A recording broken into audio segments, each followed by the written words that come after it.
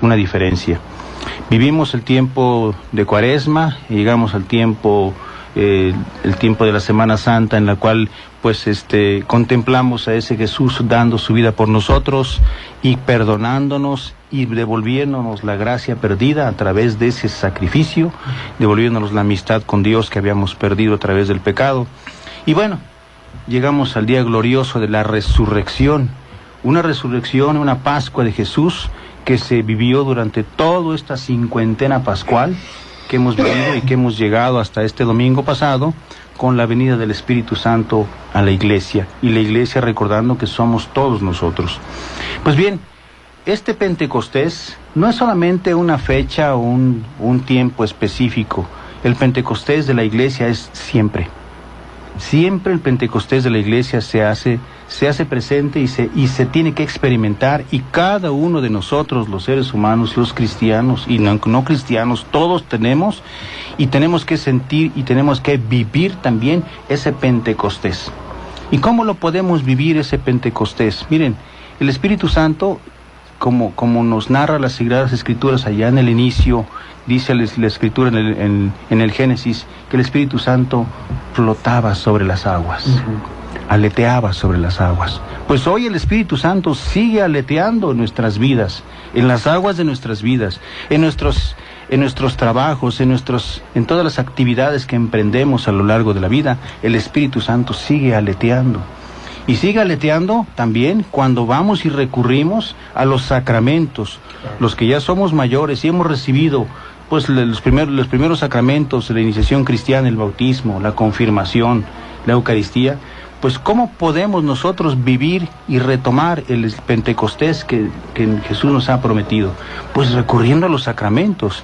En primer lugar, recurriendo a Él, por ejemplo, en el sacramento de la reconciliación, que nos devuelve de nuevo la gracia perdida a través del pecado al cual hemos llegado muchas veces. Y después, cuando vamos y saboreamos a Jesús y nos lo comemos literalmente, en ese alimento de vida eterna que Jesús nos ha prometido, pues ahí está el Espíritu Santo. Y ahí está ese Pentecostés de la iglesia, es ese Pentecostés de cada uno de nosotros que tenemos que vivir, no solamente asistiendo y recibiendo el Espíritu Santo, sino dándonos y dando a los demás, pues esta muestra y este espíritu en el cual nosotros debemos de vivir siempre, en este espíritu de amor. Porque el Espíritu Santo es el fruto del amor del Padre y el Hijo. Si Dios es el amante, Jesús es el amado, el Espíritu Santo es el amor de Dios y de Cristo. Entonces, ese amor que se ha derramado en nosotros, con todos sus dones y que tienen que producir frutos, pues tenemos que nosotros vivirlo y siguiendo este tiempo ordinario. Como tú decías bien, Padre, no es un tiempo ordinario, más bien es un tiempo extraordinario en el cual vamos a contemplar y contemplamos a Jesús ya adulto, ejerciendo ese ministerio, esa misión para la cual Dios lo ha enviado aquí a nosotros a la tierra. Entonces, este tiempo ordinario, pensemos que tenemos que tener un encuentro con Jesús. Y cada vez que vamos a misa y cada vez que recurrimos a los sacramentos, ahí está el Espíritu Santo y ahí está la oportunidad de tener nosotros ese Pentecostés que nos va a ir cambiando y que nos va a ir haciendo dóciles siempre a la palabra y a las acciones de Cristo. En la página de internet CatholicNet, ayer leía respecto al tiempo ordinario, el padre que escribió la reflexión, que es el tiempo donde la gracia de Dios crece. 3 veces lo menciona el Padre. Es el tiempo donde la iglesia necesita ser fermento, levadura. Necesita ofrecer este sacrificio en espíritu y en verdad al Padre Dios por Cristo en el Espíritu Santo, y la iglesia es donde se reconoce madura. Si efectivamente, a través del encuentro fuerte con Cristo en Adviento y Navidad, en Cuaresma y Pascua, la iglesia esposa adquirió no solo valores evangélicos, sino también la disposición de ser servidora, es aquí donde tiene que poner en práctica todo esto. Donde no se puede quedar con los brazos cruzados o solo pasiva. Es donde entonces el Espíritu Santo se verá con su dinamis, con su fuerza, con su neuma, con su viento que sopla, va, viene. Es donde entonces ponemos en práctica, Dexter, todo esto del encuentro con Cristo que da sus frutos cada día. Claro. Estaba yo imaginando ahorita que Toño estaba explicando estos llamados tiempos fuertes de la vida de la liturgia cristiana católica, y me imaginaba como un sembrador que ocupa un tiempo para preparar la tierra, ¿no? La voltea, la rompe, bla, bla, bla. Ese es un tiempo fuerte, donde él tiene que meter las manos y hacer mucho trabajo. Después viene el otro tiempo donde el mismo sembrador tiene que tirar la semilla, y lo tiene que hacer con una técnica, y lo tiene que hacer con, otro tiempo fuerte. Y después viene un tiempo en el que la tierra hace lo suyo y comienza a crecer esa planta, ese elotito, esa plantita, y nosotros cada vez que pasamos por ese terreno, un día lo vemos medio verdecito, 2 días después ya se ve un pastito, 5 días después ya se ve una matita, 10 días después ya ves una planta en forma, es decir, ya parece que nadie está haciendo nada, pero se está trabajando desde dentro, ¿no? Este dinamis, esta fuerza que está provocando que la plantita crezca. Al cabo de un mes, ese campo ya no se ve absolutamente igual a como empezó hace un mes atrás, ¿no? Ya se transformó. No vemos cómo, porque no se ve, dice la Escritura, ¿no? No sabemos ni cómo ni cuándo, pero la semilla crece. Pasan los días y las noches. Y no sabemos cómo, pero se transforma. Para mí el tiempo ordinario es ese. Ya Dios nos trabajó la tierra, nos sembró la semilla, ahora espera que nosotros empecemos a dar ese fruto desde dentro, cierto, con el auxilio del Espíritu Santo, porque no es obra humana, esta no es una obra humana, es del Espíritu, pero el agricultor divino está esperando que ya demos fruto al paso de este tiempo ordinario para que él pueda cosechar. Dice Juan 15, ¿no? La gloria de mi Padre está en que vayan y den fruto, y un fruto que permanezca. Por esto el tiempo ordinario tiene como color representativo el verde. Ah, qué bonito. La esperanza y la vida de la gracia que crece y crece en nosotros. Así es, definitivamente. Hoy, como decimos, pues, retomamos en la liturgia del tiempo ordinario. El tiempo ordinario en el que Dios santifica, como tú decías, Padre. El tiempo ordinario con que el hombre se reencuentra con Dios y con sus hermanos. Es importante esto. El cada día, las mañanas, las tardes y las noches grises y sin nombre.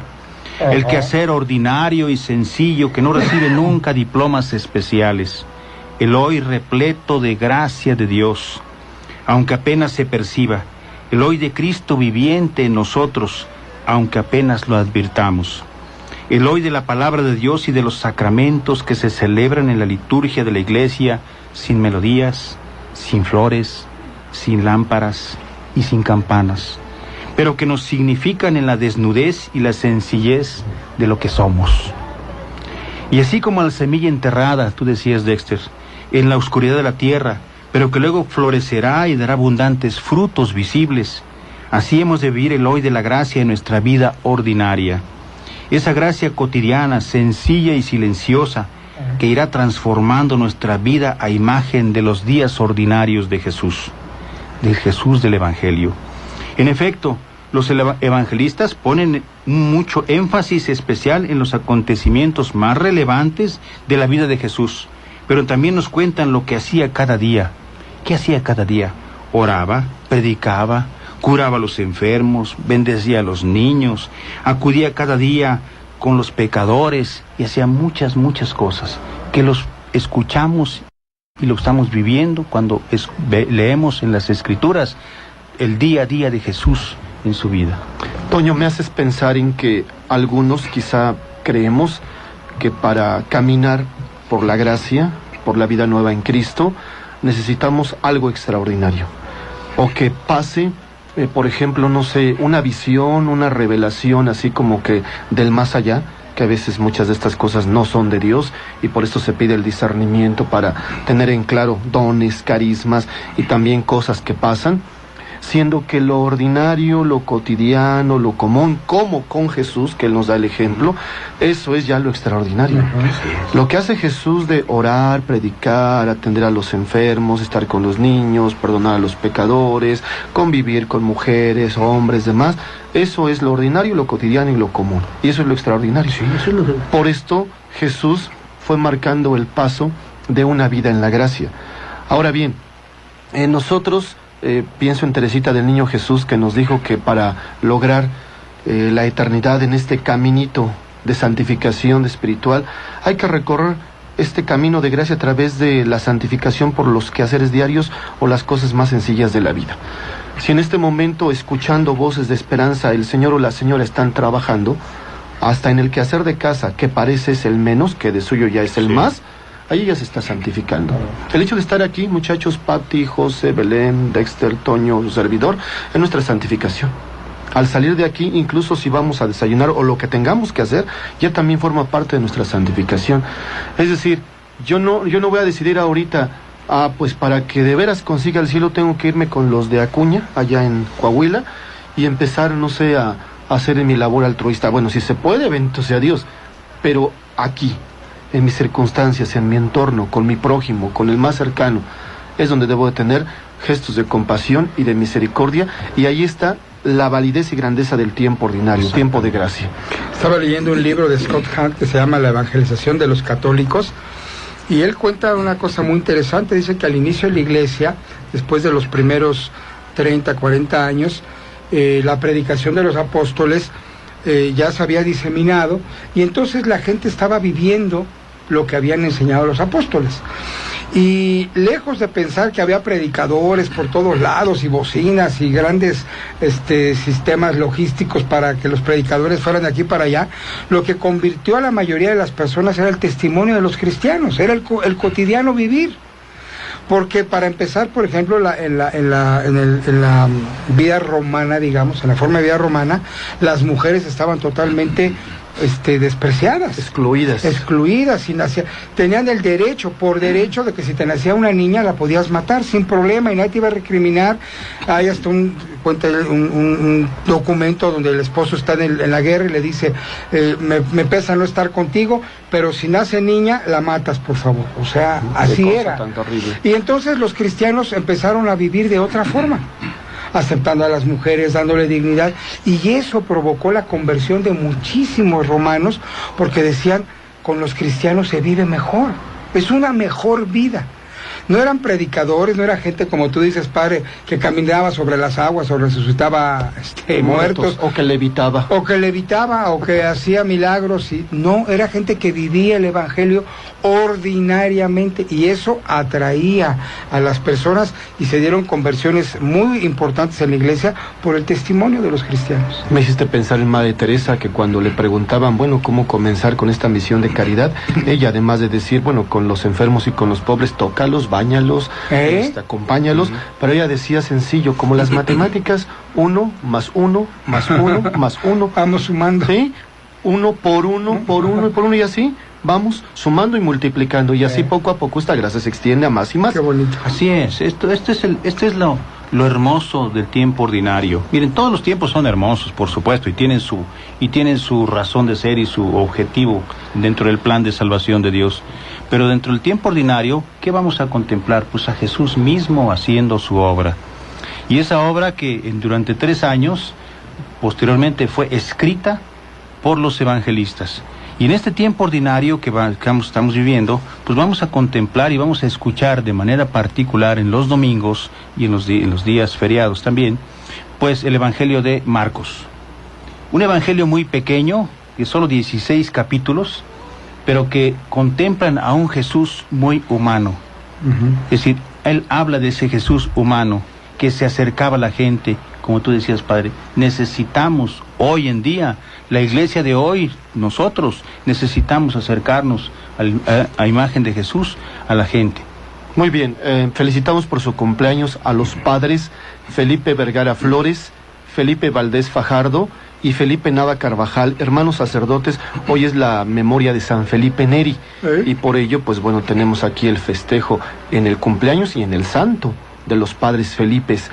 Que Dios los llene de bendiciones, hermanos sacerdotes. Gracias por su trabajo, por su entrega, por su cariño a Dios y a la iglesia. Bueno, en un momento Dexter y Toño van a leer las demás llamadas telefónicas. Su servidor me retiro, hijos. Voy a acompañar un ratito a una familia quien tuvo el sensible fallecimiento de su hermana, voy, les doy el abrazo, unas palabras y me regreso a trabajar a la oficina de comunicaciones porque bendito sea Dios, hay mucho que hacer. Estamos preparando la nueva revista Génesis ahora del mes de julio. Si pueden adquirir la de mayo y la de junio en unos días ya estará a la venta. Un esfuerzo de la Comisión Diocesana de Comunicaciones Sociales y de toda la diócesis para dar a conocer misión, trabajo, pastoral, evangelización. Bueno, ahí está. Les dejo la bendición, vamos a ir a corte comercial y tenemos más voces de esperanza. La bendición de Dios Todopoderoso, Padre, Hijo y Espíritu Santo descienda sobre ustedes y les acompañe para siempre. Amén. Amén. En un momento regresamos.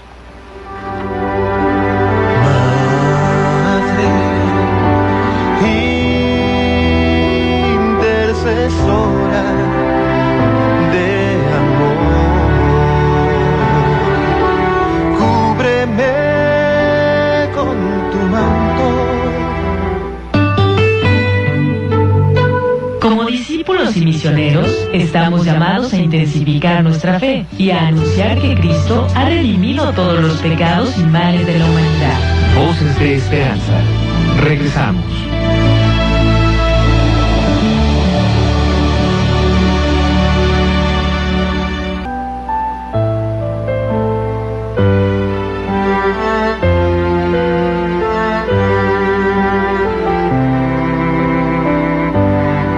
Fue tan difícil escuchar que habías partido. Muy bien, hermanos, estamos ya acá de regreso en Voces de Esperanza.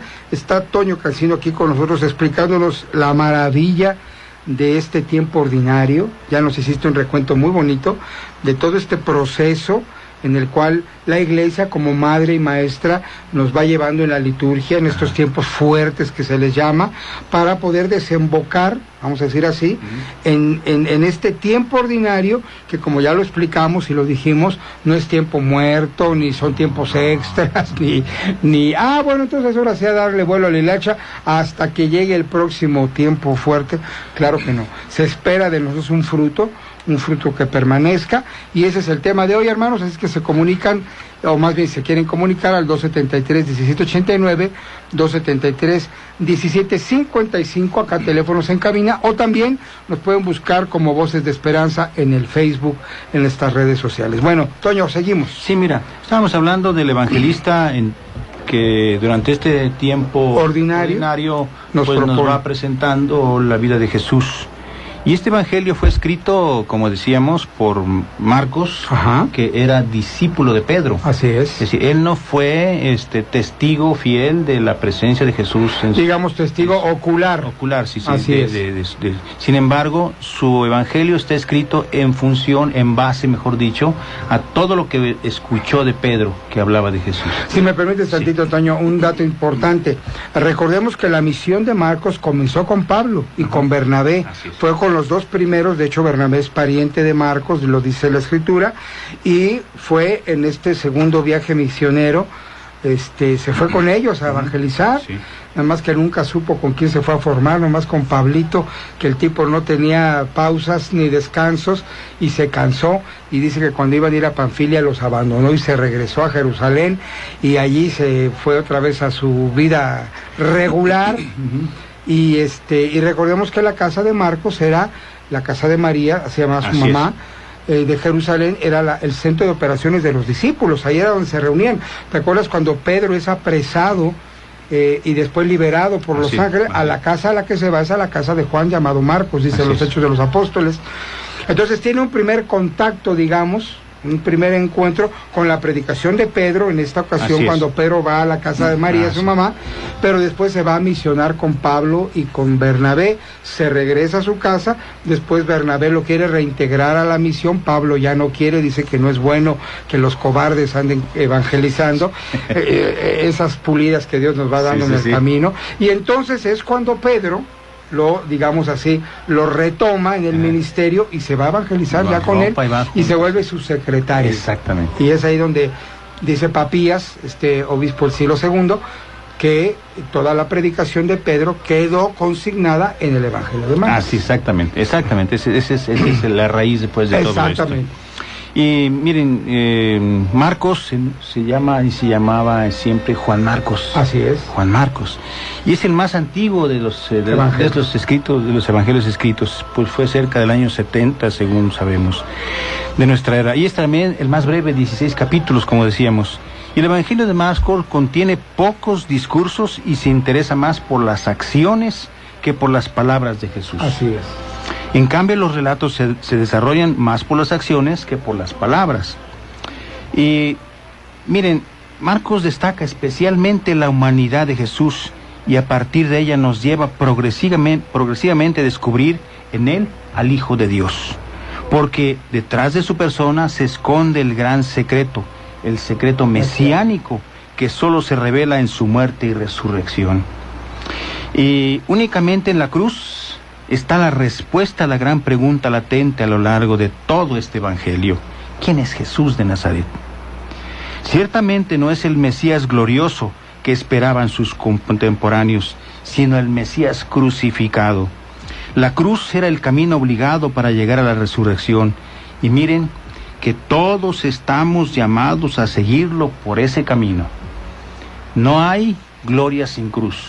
De tal manera que nuestros sufrimientos, nuestras penas y preocupaciones siempre están cimentadas y debemos cimentarlas en la cruz de Cristo y ponerlas al pie de la cruz de Cristo y esa forma nosotros vamos entonces a transformar ese sufrimiento y esa pasión que vivimos durante algunos tiempos a lo largo de nuestra vida, pues las vamos a convertir en una gloria, puesto que Jesús resucitó.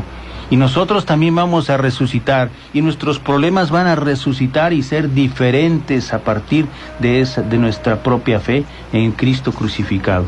Y esta es la enseñanza que nos va dejando Marcos a lo largo de estos 16 capítulos de su evangelio. Pues aprovechemos el tiempo, hermanos, y escuchemos de manera particular y de manera muy interesada, muy consciente, con los oídos bien abiertos y el corazón también, para asimilar toda esta gran enseñanza de Marcos a lo largo de todo su evangelio que vamos a ir descubriendo de aquí a 26 semanas, teniendo una interrupción de 5 semanas allá por la semana 17 a la 21, en el que vamos a escuchar el evangelio de Juan, que nos habla de el pan de la vida.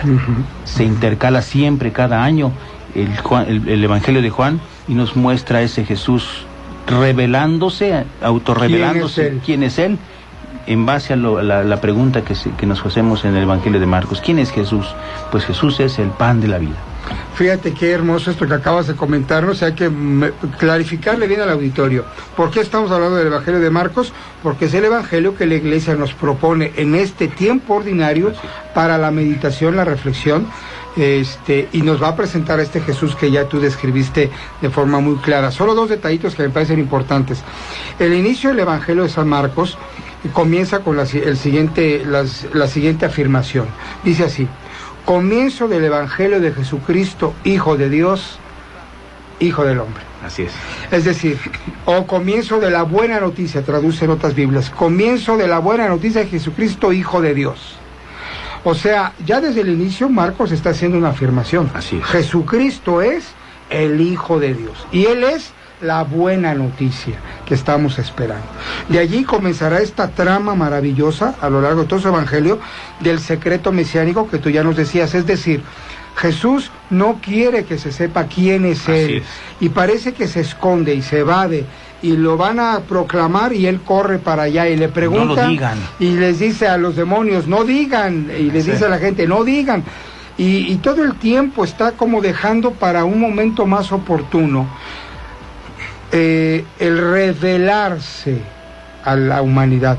Y es muy importante esto porque, a diferencia del Evangelio de Juan, donde Jesús se revela como el yo soy, Jesús mismo dice, yo soy la resurrección y la vida, yo soy el camino, la verdad de la vida, yo soy la puerta de las ovejas, yo soy el pan de vida, etcétera, yo soy la luz del mundo, etcétera. Ahí sí Jesús está diciendo yo soy.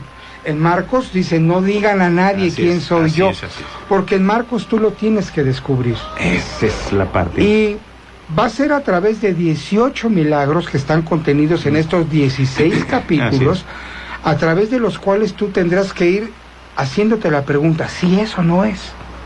Si eso no es. Y lo vas a ver, por eso Marcos le van a interesar más los hechos que las palabras de Jesús. Vamos a ver este Jesús taumaturgo, se dice, lleno de poder, que sana, que libera, que derrota al demonio, que devuelve la vida, etcétera. Pero hasta el final del Evangelio, cuando Jesús está crucificado, el centurión romano hace la afirmación que todos estamos esperando. ¿Y qué le dice? Verdaderamente este era el Hijo de Dios. Fíjate qué hermoso. No, es inicia con esta afirmación, después viene toda la trama para que tú digas, bueno, ¿será o no será? Y empiezas a leer y hace un milagro y otro milagro y tu corazón se empieza a llenar como de fe y dices, para mí que sí.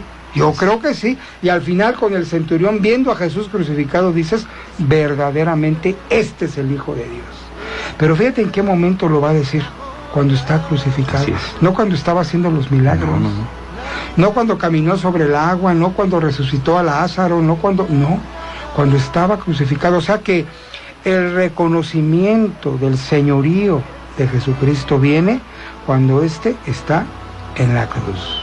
Qué fuerte mensaje, porque es bien difícil encontrar a Dios en la cruz.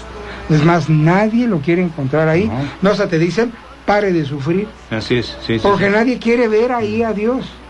Nadie se imagina que a Dios, como tú decías al inicio, no era el Dios, el Mesías que estaba esperando el pueblo de Israel. Un Mesías que iba a entrar en un corcel, iba a matar. Al contrario, es un Mesías que está sufriendo y que le va a decir a su papá en el Evangelio de Marcos, Eloí, Eloí, lema sabactani, que significa, Dios mío, ¿por qué me has abandonado? En el Evangelio de Marcos, Jesús se va a sentir abandonado de su padre, de los discípulos, pero ahí lo va a reconocer uno que no es cristiano, que no es judío, al contrario, que es enemigo, es un romano.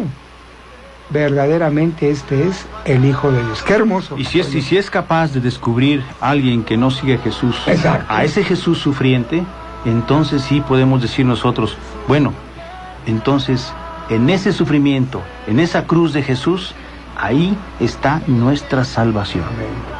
Ahí está, definitivamente. Y tenemos que pensar entonces que todos nuestros sufrimientos a lo largo de nuestra vida, pues si tienen esos momentos de sufrimiento que no se comparan con lo que sufrió Jesús, ni María siquiera, entonces nosotros tenemos que decir, Señor, te ofrezco este sufrimiento y esto que estoy pasando por la salvación de mi alma, por la salvación de alguien más de mi familia. Entonces sí podemos contemplar esa fuerza y esa fortaleza que nos da Jesús crucificado. Y no lo vamos a ver como un Cristo sufriente, sino como un Cristo triunfante, porque te repito, en ese sufrimiento de Jesús, ahí está la gloria y la salvación de nuestras almas. Además de que no se va a quedar crucificado, va a resucitar, ¿verdad? Muy bien, vamos a nuestro siguiente corte. Saludamos a Olga Lidia de Santa Cruz Cuauhtenco, agradece a Dios y al Padre Jorge por las oraciones por nosotros. Desea un excelente día a todos aquí en el programa. Gracias. Eufrosina Jiménez de San Salvador, Tizatlali, saluda al Padre Jorge, al Padre Toño, al Padre Jorge, a Toño, al equipo de trabajo, pide oración por Felipe Remigio Jiménez, que hoy cumpleaños, y por la salud de Eufrosina Jiménez, que Dios nos fortalezca y nos dé mucha salud. Gracias, síganse comunicando acá en Voces de Esperanza. Regresamos.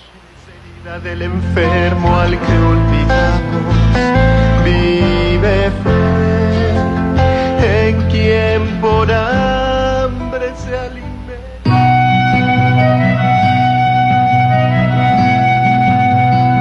Los discípulos de Jesús estamos llamados a vivir en comunión con el Padre y con su Hijo muerto y resucitado, en la comunión del Espíritu Santo. Voces de Esperanza. Regresamos.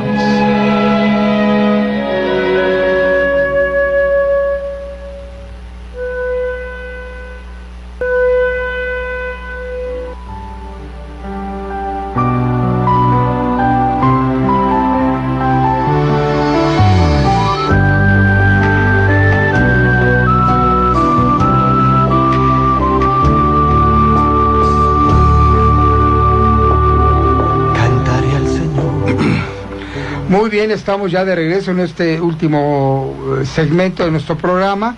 estamos hablando del tiempo ordinario, y dentro del tiempo ordinario lo que la liturgia nos sugiere como tema de reflexión, que será el Evangelio de Marcos. Así es. Y Toño nos está haciendo una explicación muy interesante de detalles transversales de lo que es el Evangelio, ¿verdad? Sí. Decías tú que primero es el Evangelio de Pedro, porque Así es el que fue inspirado por la predicación de Pedro, aunque Marcos lo va a consignar como por escrito. Después es el Evangelio más antiguo.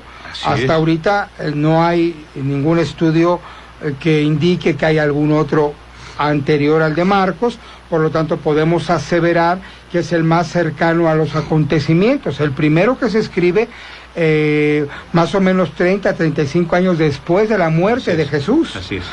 Estamos hablando del año más o menos 65, 70, por ahí de nuestra era. Entonces, eso le da un sabor también interesante, porque no es lo mismo que te acuerdes de una fiesta que pasó ayer, de una fiesta que pasó hace 15 años, ¿verdad? Así es, no. O sea, los detalles los tienes más frescos y demás, y entonces Marcos va a tener estos detalles que van a ser predicados por Pedro, no se nos olvide, que sí es testigo ocular de los asuntos. Ahí estuvo. Y que por lo tanto le va a poner matices muy interesantes. Yo añado a esta reflexión, es un evangelio que contiene muchos arameísmos. ¿Qué es arameísmo? El arameo era el idioma que hablaba Jesús. Así es. Era, vamos a decir así, un tipo de hebreo, pero más local. Se hablaba en ciertas regiones, no era el hebreo culto, que también lo hablaban, claro, pero haz de cuenta que era su dialecto que ellos platicaban y hablaban. Así hablaba Jesús en arameo. Pues Marcos va a incluir ciertas palabras en arameo y después las explica. Por ejemplo, Boanerges, como Jesús le va a llamar a Juan y a su hermano Santiago. Sí. Dice que los llamó Boanerges y Marcos va a poner la nota, hijos del trueno. Así es. Eso es un arameísmo. Otro arameísmo, Eloí lema sabactaní. Eso es. Lo explica y al ratito, a un ladito dice, Dios mío, Marcos se va a ocupar de esto, ¿no? Otro arameísmo, si me estoy ahorita acordando, a la niña que la resucita, Éfeta le dice, ¿no? Éfeta, sí. Ese es un arameísmo también que está en el Evangelio de Marcos. En fin, vamos a ver cómo Jesús va a hablar, como tú decías, Jesús humano. Es muy humano que se presenta. Que va a hablar en su idioma de su casa, como hablaba con su mamá y como hablaba con su papá, ¿no? Qué bonito que Marcos se ocupe de destacar esta humanidad de Jesús, ¿eh? A veces, Toño, se nos olvida esta parte. Y pensamos que Jesús solo era Dios. Solo, no. Esa es una herejía. Sí, no. Porque Jesús era 100% Dios y 100% hombre. Sí. No era ni 50-50, no. Era 100 y 100. Y estaba encarnado en una realidad concreta, en un lugar específico, en una familia. Hasta la gente va a decir, ¿qué no es el hijo del carpintero? Sí. O sea, tenía casa, tenía dirección, tenía... ¿Me explico? Y eso es importante que lo destaquemos para que la gente se ubique que, aunque sí era Dios, sí, pero era un ser humano. Así es. Por eso, ese Jesús que va a morir en la cruz, en el Evangelio de Marcos, es desgarrador. Sí. Es desgarrador. Es el más desgarrador. Porque va a gritar, dice, y dando un fuerte grito, expiró. Así dice Marcos. Así. A diferencia de Juan dice, y inclinando la cabeza, Jesús, como muy elegante Jesús, ¿no? Exactamente. Porque en Juan, entregó el Espíritu, dice. Porque en Juan recordemos que Jesús es el dueño de la situación. Acuérdense, nadie me quita la vida, yo la entrego, dice Jesús en Juan.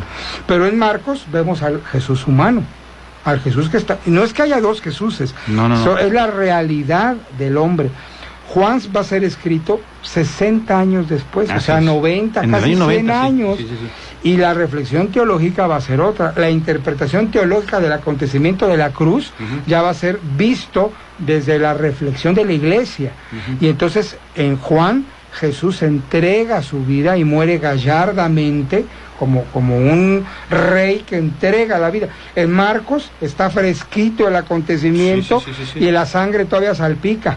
Y lo transcribe muy bien. Lo transcribe muy bien Marcos en sus escritos del Evangelio. Ajá. Y entonces podemos contemplar, pues, a ese Jesús humano. Humano. Que es el Jesús mismo que trata, Marcos, yo creo que lo hace muy intencionalmente, claro, inspirado por el Espíritu Santo, Así desde es. luego. Es decir, el Espíritu Santo, recordemos, es el que mueve todas las cosas. Inspirado por el Espíritu Santo, va a transcribir la vida de Jesús de esa manera, Jesús humano. Que nosotros también tenemos que aprender de esa humanidad de Jesús y tenemos que ser también más humanos. Claro. Espirituales, por supuesto que sí, pero también más humanos en nuestras realidades terrenales que estamos viviendo. Fíjate qué bonita palabra usaste, humanos, no mundanos, son No. cosas diferentes, ¿eh? Así es. Porque el Papa nos advierte y dice, cuidado con la mundanización. No, eso es otra cosa. Mundanizarnos significa exactamente lo contrario de espirituales y humanos. Que nos vendemos a los placeres del aquí, del ahora, del momentito, de lo que importa es ahorita, porque sabrá Dios qué va a pasar Preferimos mañana. caminar por el lodo Ándale. en lugar de terreno firme. Eso es mundano. Eso es Lo humano es la dignidad de la persona. Cuando decimos que Jesús es humano, no lo estamos degradando. No. Al contrario, aunque sí dice la carta a los Filipenses que Él se humilló a sí mismo, siendo Dios, se hizo hombre, ¿no? Pero no tiene nada que ver con esto. No. Tiene que ver con el hecho de que nos dignificó a nosotros como Por personas. supuesto que sí. Por eso en este tiempo siempre debemos decirnos también, cuando en Navidad decimos feliz Navidad, cuando en Pascua decimos felices Pascuas de Resurrección, pues hoy debemos decirnos feliz tiempo ordinario, porque ahí vamos a descubrir y vamos a vivir junto con Jesús esa humanidad que tanto necesitamos y que nos olvidamos y de repente queremos emprender el vuelo e irnos por otros lados diferentes a los que nos marca y nos señala Jesús. Miren, en estos meses del tiempo ordinario se nos invitan a vivir pues el misterio de Cristo en su totalidad. La Navidad nos hizo celebrar la encarnación y sus primeras manifestaciones. La Pascua, el misterio de la muerte y de la glorificación de Jesús. Y el tiempo ordinario nos va presentando pausadamente la vida, las palabras, los gestos, la persona de Jesús, y así va iluminando nuestra existencia e interpelando también nuestra vida cristiana. Sí, claro. Sí, sigue siendo un llamado a la conversión. Así es. Porque de eso se trata, hermano. La perfección cristiana se alcanza en el camino. No es un asunto de que ahorita yo me hinco, rezo y ya soy Superman, ¿no? Ya. No. Es un camino. ¿Te acuerdas aquellos leprosos a los cuales, precisamente los 10 leprosos, que dice que Jesús les ordenó que fueran al templo? Sí. Y que dice, en el camino se sanaron. Así dice el texto. Sí. No los sanó ahí. Les dijo, vayan y hagan el rito que Moisés pide. Y van caminando, dice, y en el camino se sanaron. Solo uno regresó. Pero, está en el Evangelio de Lucas esto, dice, pero sin embargo, a donde quiero recargar es esto, en el camino se sanaron. O sea, es en el camino en donde se da la transformación. Y hay que andar, y hay que caminar. Y el tiempo ordinario es para eso, para andar, como bien decías tú, no para sentarme a echar campanas al vuelo y decir qué bonito Pentecostés, Qué bonito amén, amén, gloria a Dios, y hasta el otro. No. ¿Qué vas a hacer con esos dones que te regaló el Señor? ¿Qué vas a hacer con ellos? Hay que trabajarlos, porque el Señor va a venir un día y va a decir, ¿qué hiciste con los talentos que yo te di? No, Señor, pues yo los escondí. No, hijito. Pues ahí están. No, mira, Señor, yo me diste 2 y aquí están 4. No, a mí me diste 4, aquí están 20, Señor. Este tiempo ordinario es para eso, para hacer crecer los dones, los talentos, los carismas, el servicio, la conversión, todo lo que tengamos que poner en orden. Y esto es lo extraordinario del tiempo ordinario. Qué bonito. Así de sencillo. A lo mejor por ser tan ordinario a veces pensamos, pues no tiene sentido, no vale, ¿no? No. O tiene muy poca cosa, o sea, no importa mucho. No, si voy a misa, pues qué bueno, y si no comulgo, pues también qué bueno, o sea, acabo ya pasó lo más fuerte, ya me alimenté de lo más fuerte, pero pregunto, ¿no necesitamos también comer durante el tiempo en el que no estamos trabajando, en el cual no estamos haciendo nada? Pues alimentémonos, entonces, si vamos en camino, pues alimentémonos también de la comida que alimenta nuestro cuerpo, pero también la comida que nos alimenta el espíritu. La necesitamos forzosamente para poder seguir caminando y tener ese encuentro, porque vamos a tener un encuentro con Jesús. Excelente, Toño, pues muchas gracias, está padrísimo este tema, ya nos vamos a tener que ir. Saludamos a Laurita Medina. Hola, padre, me da gusto escucharlo, que Dios lo llene de bendiciones, y saludo Saluda a ustedes y a todos los radioescuchas. Gracias, Tony Serrano, muy buen día, familia Voces de Esperanza. Qué hermoso programa, que Dios les bendiga por compartir la palabra del Señor y sobre todo por guiarnos en las reflexiones de las mismas para poder llevarlas a la práctica, que es lo más complicado, pero no imposible. Bonito día. Gracias, Tony, excelente comentario. Toñito, Dios te bendiga, hermano, gracias. También, Dexter, buenos días. Estamos para servirles, gracias a ustedes, hermanos. Primero Dios, mañana nos escuchamos. Buenos días. Voces de Esperanza. La Comisión Diocesana para las Comunicaciones Sociales y Radio Capital presentaron Voces de Esperanza. La voz de Dios. La voz de Dios. La voz de la Iglesia. La voz de la Iglesia. La voz del mundo. Voces de Esperanza.